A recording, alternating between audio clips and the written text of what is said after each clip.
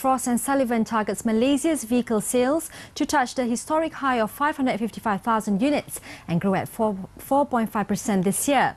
Its partner and head of automotive and transportation practice for Asia Pacific, Kavan Mukhtar, said the positive outlook was attributed by an improved economic outlook as well as rising consumer sentiment.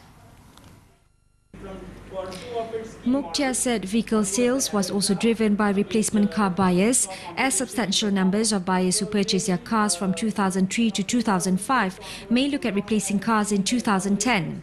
He added that vehicle sales would be aided by the key models launched late last year, such as Pro-Duo Alza and Kia Forte. Proton's new model, which was scheduled to be launched this year, would also boost vehicle sales growth.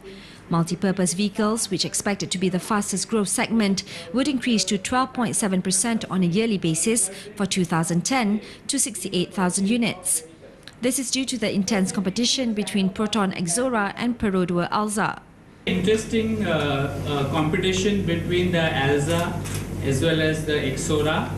I think in terms of the pricing, features, both products are pretty attractive. So it's a bit difficult to comment on it because the market shares are pretty close. But my estimate is that the market shares will be very close between Proton and Pro-Duo, and they may almost be at par in 2010.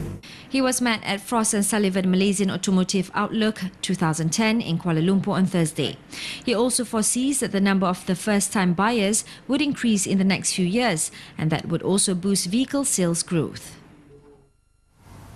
Meanwhile, Kavan Mukhtar said that the government needs to implement the end-of-life vehicle policy. He said such policy was important due to environmental and safety reasons.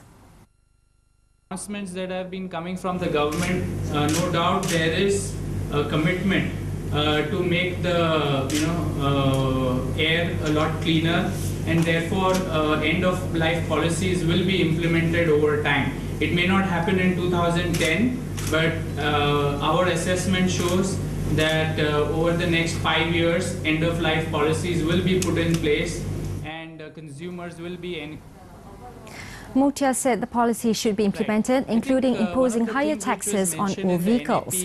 In October last year, the government, in announcing the review of national policy, cited that Malaysia presents a very low vehicle scrap rate and relatively high average vehicle age. And due to that, the NAP review introduced a mandatory annual inspection as a requirement of road tax renewals for all vehicles aged 15 years and older. However, the policy had to be put off after the public opposed to it. So when we do this analysis, just to